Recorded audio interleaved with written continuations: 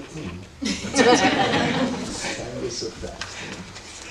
Okay. And you know, you look at your journey, how you've come through, and the many changes, the many highs and lows through that journey. What do you think was the most meaningful for you? What about martial arts? What was the biggest impact for you? I think teaching, sir. And simply because, I mean, training, I love training, and I have fun doing it. But being able to impact somebody, help them do something they didn't think they could do, overcome a challenge, physical, mental, or otherwise, I think that's why I do what I do. Very good, very good. Well put. Yeah, if you ever have the privilege to help teach or teach a class, for one thing, you learn whatever you're teaching, you learn it twice. All right, so that's. I mean, I don't think you can really be a master if you don't teach. And then also, I don't think. I mean, I don't understand how there's a lot of martial artists that are like paper tigers, right? And they say, "Oh, I retired from teaching."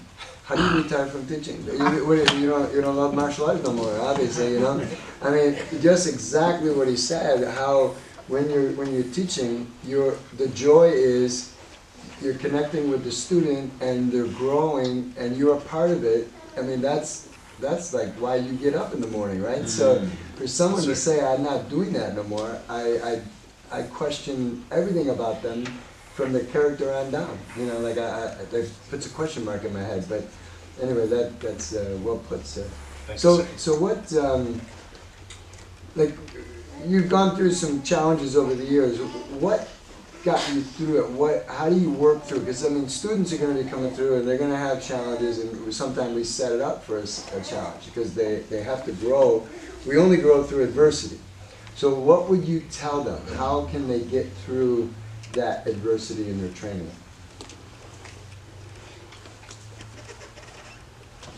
I think the way I might put it, sir, is that as long as you don't quit, there's going to be that light at the end of the tunnel. You'll get through it. I remember times where I was training and I felt like I can't get any better. Like I'm not improving. It was driving me crazy. And it drove me nuts. But definitely quitting wasn't an option. And it one day, just through consistency, I just kind of felt like there was a weight off my shoulders. Like, okay, that part's over. It's kind of like hitting that glass ceiling, and you're gonna eventually break through it. Right. Very good. Yeah. Just a consistency, and just like in life, right? I mean, we all go through hard times, and if you didn't yet, you will. This weight is coming, right? And it's just a part of it, but embrace it. What do the Marines say? Embrace the suck. You know what I mean? Just go for it. And the thing is, at the time, it's not pleasant, but wait. And you look back on those tough times with a fondness, like I needed that to become who I am today.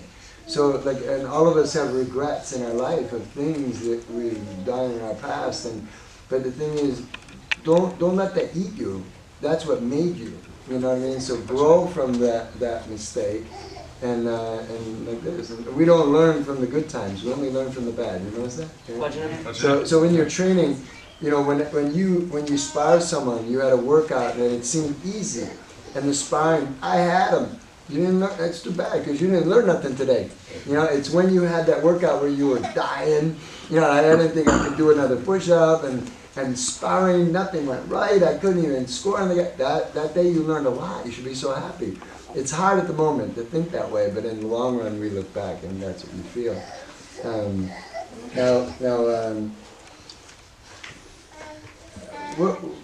As far as just general martial art training, why should someone do it? How would you put that in? I know it's which aspect, but just in general, why should someone do martial art training? I think, sir, that somebody should train because it's, from what I've found, just personally and even through teaching, it's one of the only things where you're really going to get that physical and mental improvement. You're going to have challenges, you're going to overcome them, you're going to get a great workout, you're going to, sweat out. It's great for relieving stress. You come in, hit the bag a little bit, or even the things that people don't want to do, push-ups, sit-ups, or things like that. At the end of the day, you're going to get stronger. You're going to do something you probably thought you couldn't do. So mentally tougher, physically more fit. Right. Okay. Good. Yeah, yeah. And the thing is, the great thing about martial art training, as we know, you don't have to be motivated. You know what I mean? Because all you gotta do is get here. He'll do the rest. He's gonna get you motivated, right? So it's not like you go to the gym and lift weights and it's like, it's like a mountain I gotta climb. Not here. Just all I gotta do is show up. That's my biggest mountain. Just drive up, get out of the car. I'm good to go, right? And then by the end, you're like, I'm glad I came. And so it makes it much easier that way.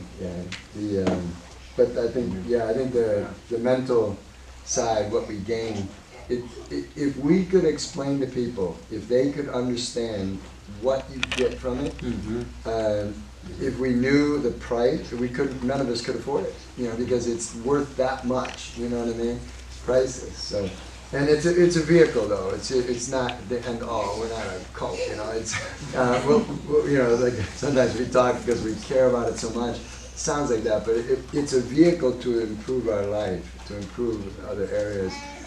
We just use this as a means to an end, it isn't the end in itself. Sir, after 50 some years of training and having the opportunity to train in Japan for 2 years, I would concur with Master Summers that, like you get sports, that's a lot of fun to participate in sports, everybody knows that. But the idea about martial arts, it does develop character and discipline, and it's a philosophy, it's a way of life. Recently I ended up in the hospital with an aneurysm in my leg, and had it not been for Dr. Sue Graham and some of the people up at Buffalo General, they were able to resolve and do a bypass so I wouldn't have to lose the lower part of my right leg. And I says, well, Doc, if worse comes to worse, I'll do martial arts with one leg, because in life, what are you going to do? There are people with one leg. There are people that have cancer. There are people that go through adversity, like Master Summers said. One thing that we're doing here, and you're instilling in these people, is the can-do spirit, an attitude. An attitude in life is going to get you through. Because you're going to have hardship, and that's going to come. And how you meet that hardship determines who you are. So when you lose a sparring match, you get in, you try it again, and it's a way of life. You're doing a great job. I would suggest keep what you're doing. Emphasize that which you've heard, okay, from the wisdom of those that have trained longer. And also, I think in future, do what you're doing to develop alliances and networks with your school. Don't become an island.